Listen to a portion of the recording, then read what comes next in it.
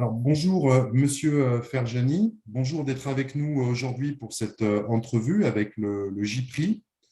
Pour vous présenter, Monsieur Ferjani, vous êtes un universitaire, politologue et islamologue franco-tunisien, président du Haut Conseil scientifique du Timbuktu Institute for Peace Studies.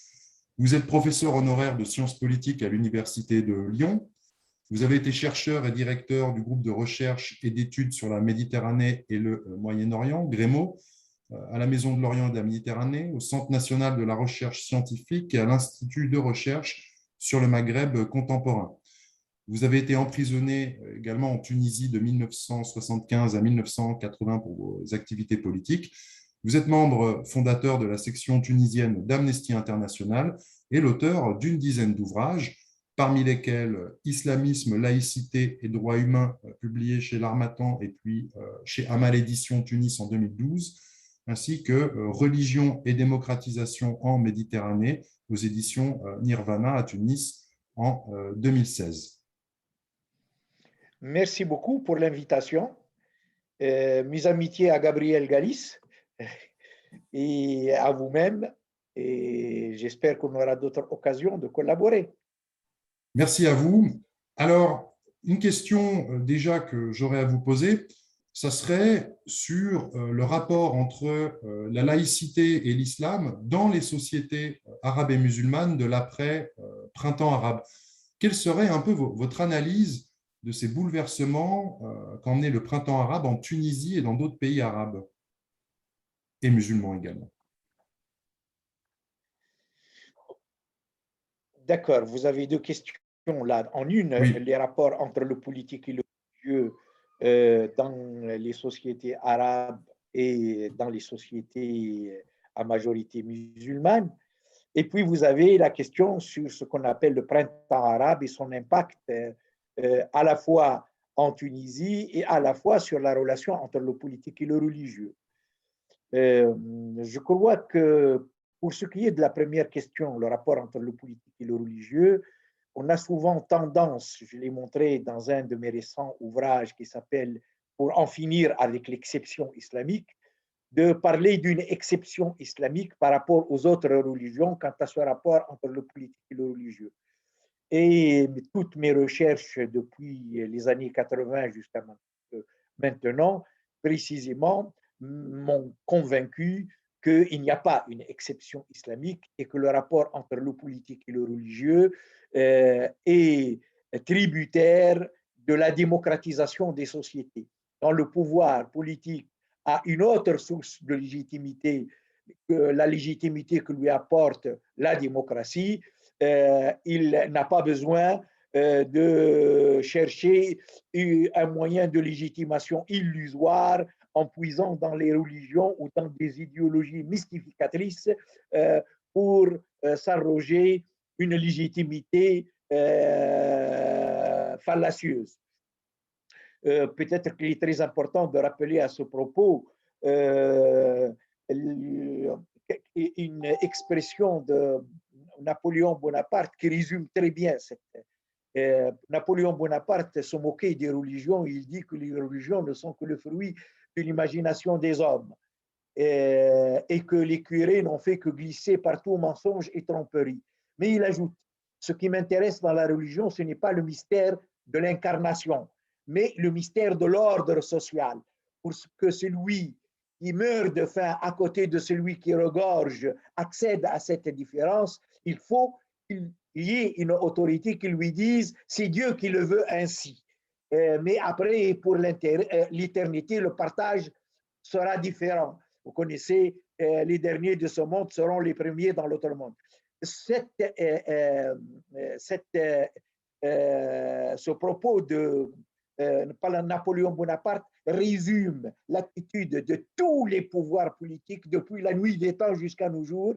Quand on n'a pas une légitimité humaine, une légitimité qu'on tire du peuple, on va la chercher ailleurs, comme j'ai dit dans la religion. Et donc l'islam, de ce point de vue, s'il y a un retard de la séparation entre le politique et le religieux par rapport à des sociétés plus enracinées dans la démocratie, plus avancées dans le processus de démocratisation, c'est précisément l'absence de démocratie qui fait que les pouvoirs politiques ont continué à chercher dans la religion la légitimité qu'ils n'ont pas par ailleurs.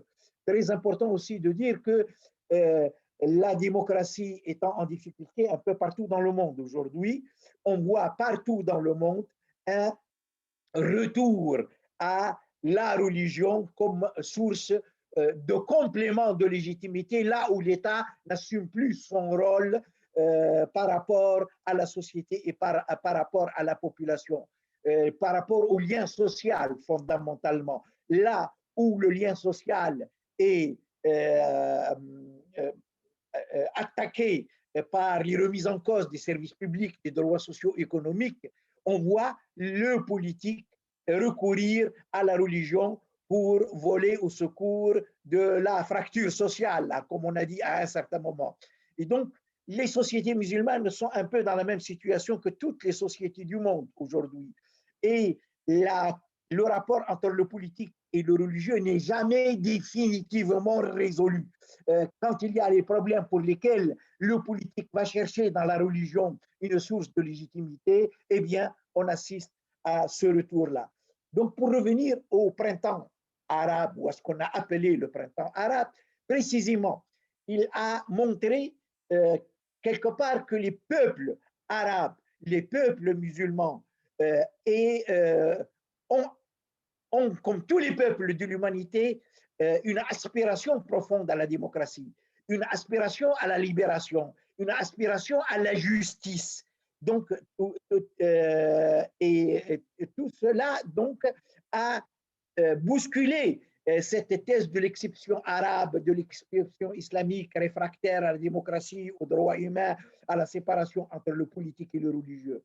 Et malheureusement, les difficultés que rencontrent les processus de démocratisation dans le monde arabe, mais pas seulement dans le monde arabe, comme je viens de le rappeler, la démocratie est un peu partout, mais elle l'est plus dans les pays du Sud, où les politiques néolibérales imposées par la Banque mondiale, par le FMI, par les institutions financières qui veulent que l'économique remplace tout, que la logique économique remplace la logique sociale, remplace la logique, que les normes de l'économie régentent les rapports entre le politique et le social.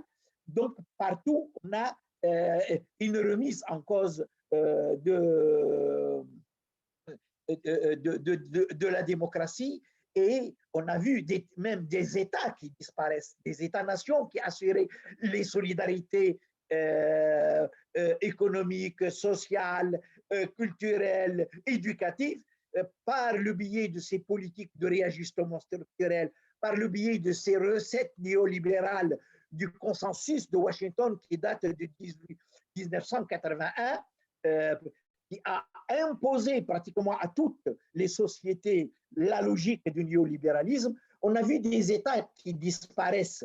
On a, en Somalie, en Libye, en Irak, et un peu partout. Et là, on a vu comment le religieux, des groupes religieux reprennent la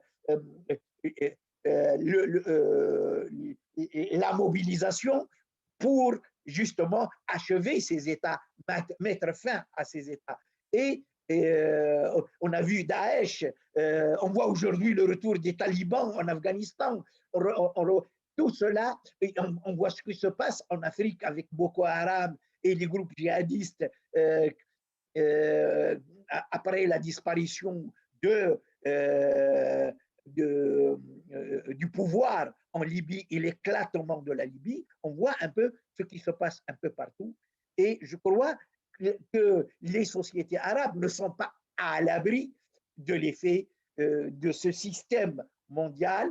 Et précisément, en même temps, il y a l'aspiration à la démocratie, à l'émancipation, à la justice, mais en même temps, ces aspirations sont contrecarrées par ce néolibéralisme qui favorise non pas la démocratie, mais qui favorise ce que j'appelle personnellement, je suis en train de travailler, je suis en train de finir un livre sur néolibéralisme et révolution conservatrice, qui a des expressions différentes.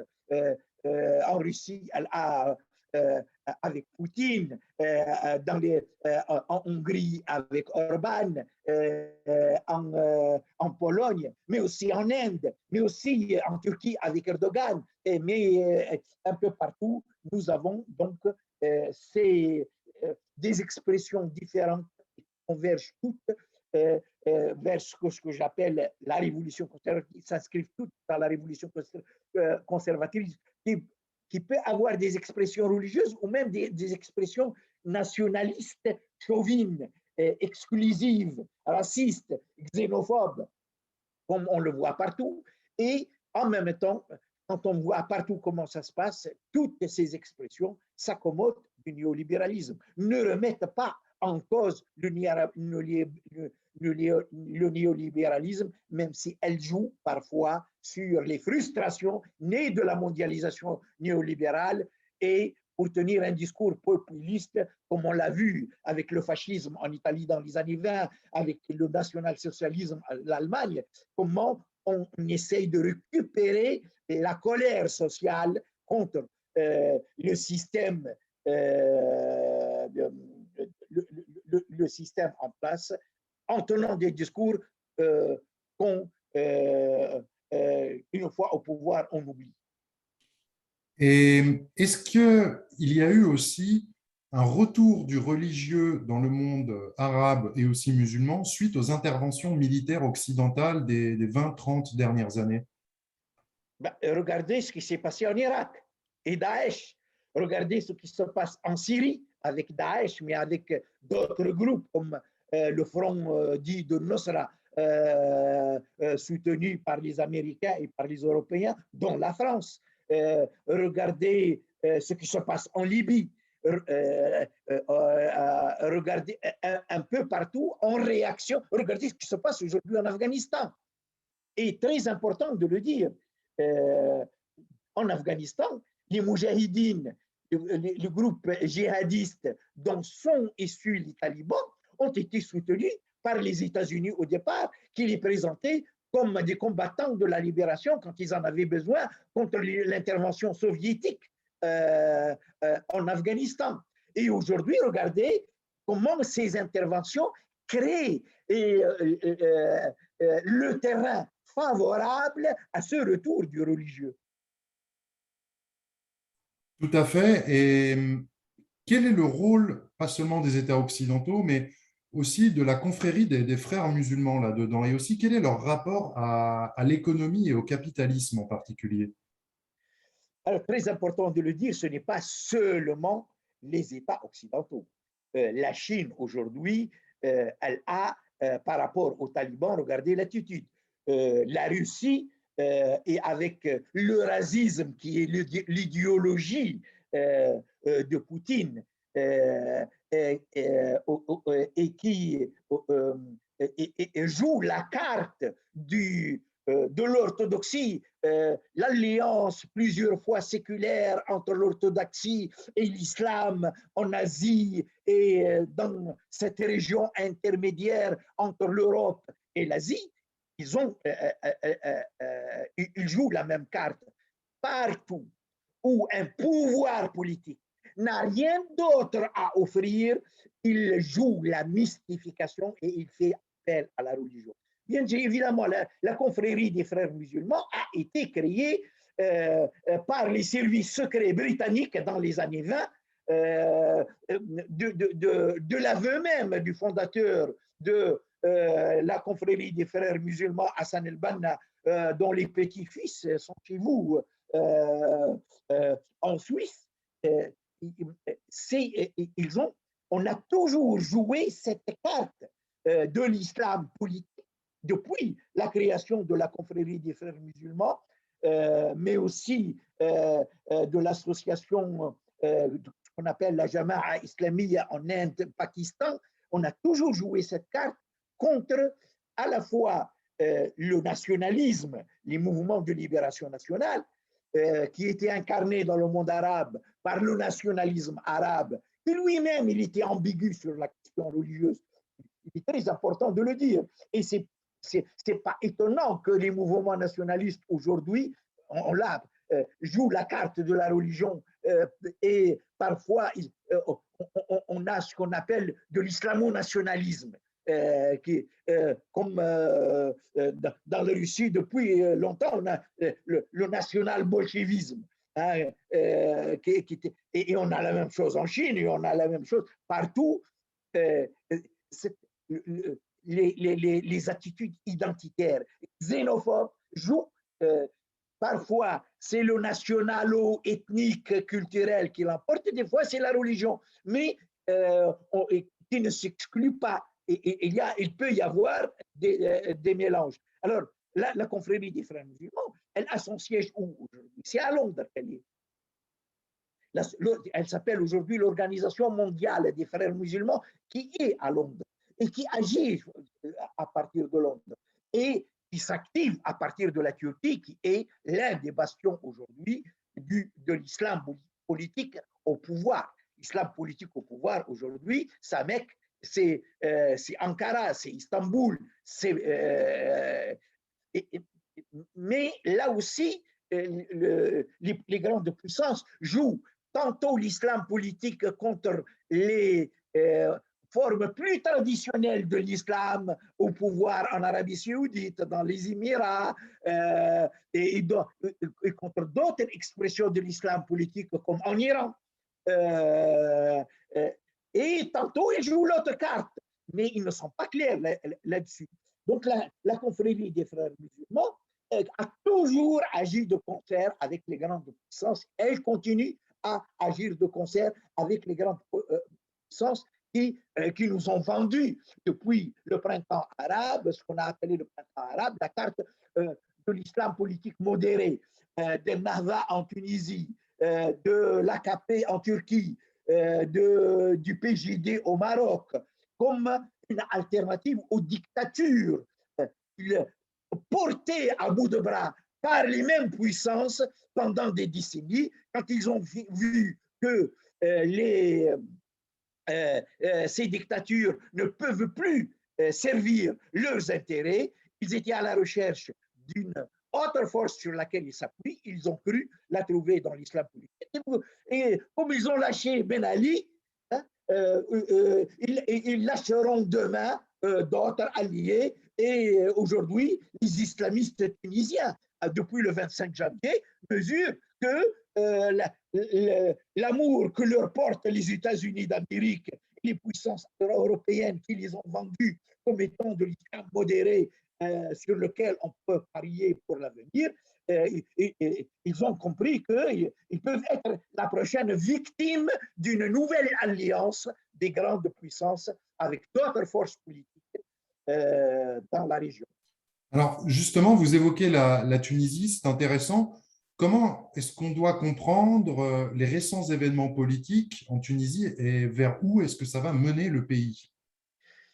Alors, ce qui s'est passé le 25 juillet dernier en Tunisie est la conséquence précisément d'une décennie de gestion des affaires par les islamistes et leurs alliés successifs. Les islamistes se sont arrangés en Tunisie toujours pour trouver des alliés.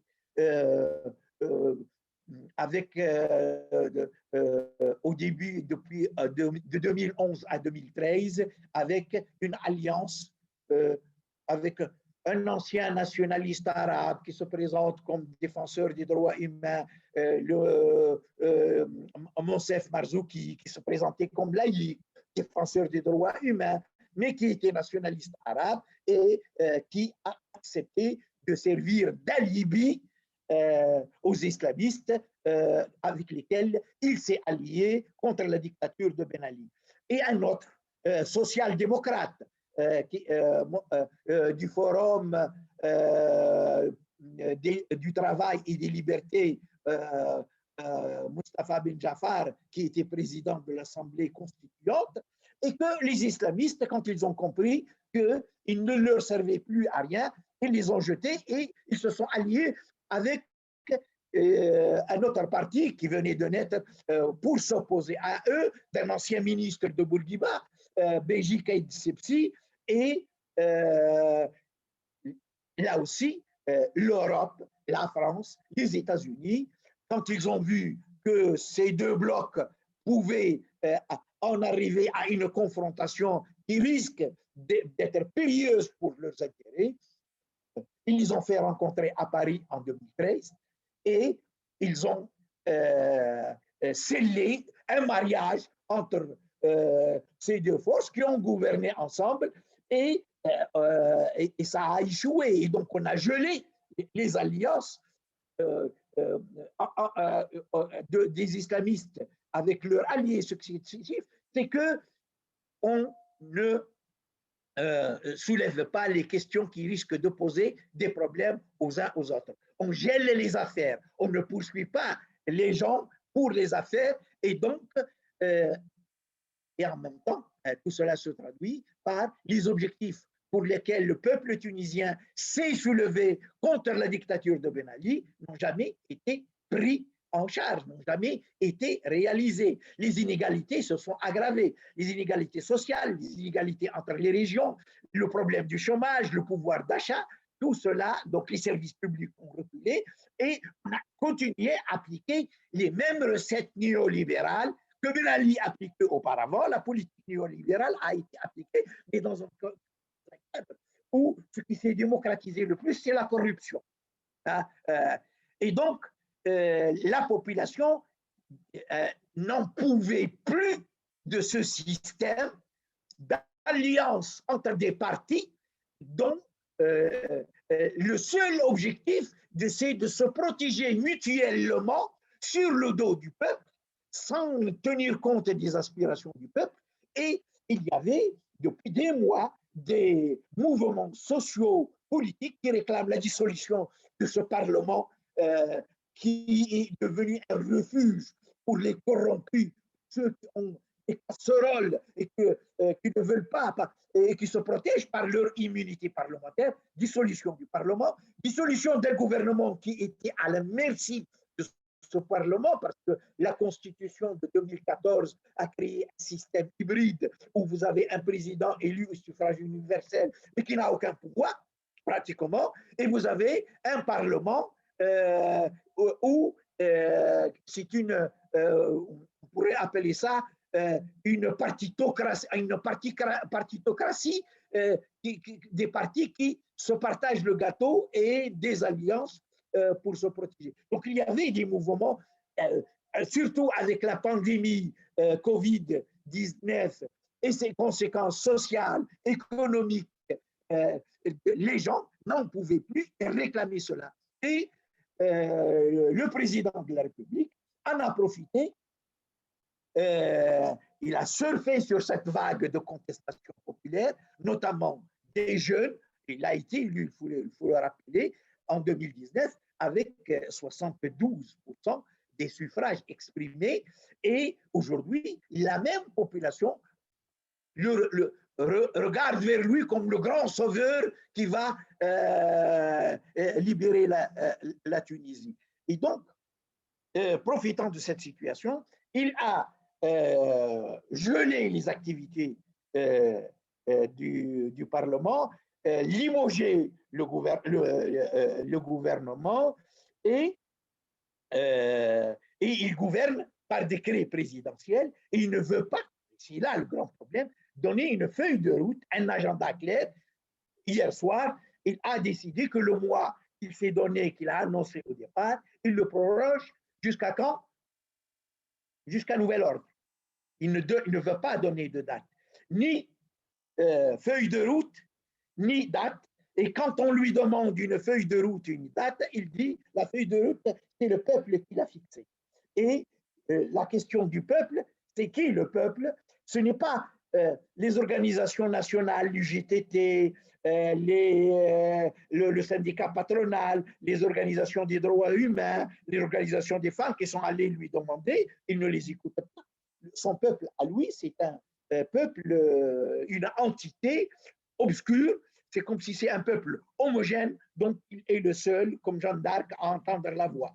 C'est lui qui a, et lui, il est le seul interprète de la voix du peuple. Il a, de ce point de vue, très important de le dire. Ce président, pourquoi? Personnellement, je suis méfiant, mais je ne suis pas le seul à avoir de la méfiance, vu d'abord son refus de donner une feuille de route, de donner un agenda clair sur lequel on table, son refus d'entendre les corps intermédiaires, les partis politiques, les syndicats, les organisations de la société civile, et tout cela vient se greffer sur un discours qu'il a développé depuis. C'est un monsieur qui n'existait pas politiquement avant 2011. Il était inconnu avant 2011.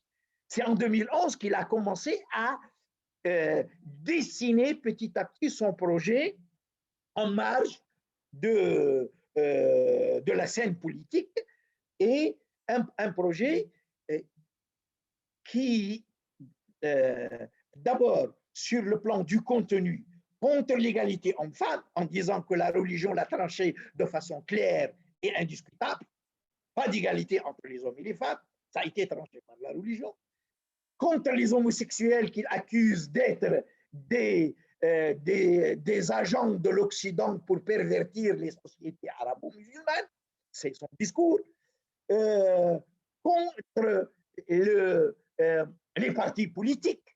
Pour lui, la démocratie représentative, elle a échoué, et aujourd'hui, il nous parle d'une démocratie inversée, c'est-à-dire pas de parlement. C'est pour cela qu'il dissout le parlement, et ce qu'il propose, c'est des conseils élus au niveau des petites localités, dont les représentants se retrouvent à un niveau plus large, les régions, dont des représentants se retrouvent au niveau national, et qui seront, eux, qui vont gouverner. C'est le peuple qui veut. C'est-à-dire, je ne sais pas si vous avez lu un ouvrage qui s'appelle Le peuple contre la démocratie. Le peuple veut. Et le peuple veut ce qu'il veut. Il a le droit de vouloir et d'imposer ce qu'il veut, sans aucun respect donc, des droits humains, des conventions internationales relatives aux droits humains. Donc, et c'est du populisme très dangereux. Alors, est-ce qu'il va réussir à imposer ce programme qu'il a annoncé? Là, il faut lui reconnaître, c'est qu'il n'a jamais caché ses intentions. Il attendait son heure pour passer, sauf que ce monsieur a prêté serment sur la Constitution de 2014 qu'il critique aujourd'hui. Il a prêté serment et il s'est engagé à la respecter. Comment faire confiance à quelqu'un qui n'a pas respecté son serment et ses engagements par rapport à la Constitution? Et c'est une Constitution que nous, on a critiquée pour ses incohérences, et lui, il n'a rien dit sur ces incohérences. Là, cette semaine, il a soulevé une contradiction que nous avons soulevée dès le départ entre l'obligation de l'État de respecter la liberté de conscience et en même temps son obligation de protéger le sacré et d'empêcher toute atteinte du sacré. C'est quoi le sacré? C'est comme le peuple. C'est quelque chose un fourre-tout. Et le sacré de qui? Et où ça va? Est-ce que les droits humains, c'est pas sacré?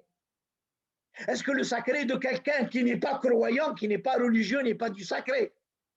Donc vous voyez, et il a soulevé cette contradiction pour dire que c'est une constitution inapplicable. Un, tu as prêté serment sur cette constitution, tu t'es engagé à la respecter. Deux, quand nous, on a soulevé cette contradiction, tu l'as fermée, et en plus, pour toi, le problème dans la contradiction, ce n'est pas la liberté de conscience qui doit avoir la priorité, mais c'est la protection du sacré qui doit avoir la priorité. Donc, vous voyez en quoi c'est dangereux, ce genre de discours populiste, et en plus, ce genre de sauveur, entre guillemets, qui ne veut ni annoncer ni un agenda, ni une feuille de route claire. Voilà ce qui s'est passé.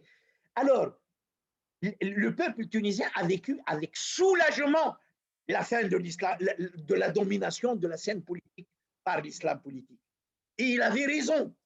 Il a vécu avec soulagement ces décisions qui ont limogé le gouvernement, dissout le Parlement et libérer la société tunisienne sans effusion de sang de la domination des islamistes. Ça, c'est très bien. Mais pour aller vers quoi? Est-ce que ça va être précisément pour aller vers la réalisation des objectifs de la révolution de 2010-2011 que les islamistes ont trahi et pour aller plus loin dans le processus de démocratisation, dans la transition démocratique que les islamistes ont bloqué par leur alliance sans principe, ou si c'est pour instituer un pouvoir autocratique. Je ne crois pas que Kais Saïd a les moyens d'un Sisi en Égypte pour instaurer une dictature militaire. Pour une raison, c'est que l'armée tunisienne n'est pas l'armée égyptienne. Mais jusqu'à quand? Ça peut évoluer, ça peut sembler, à force de la mêler à des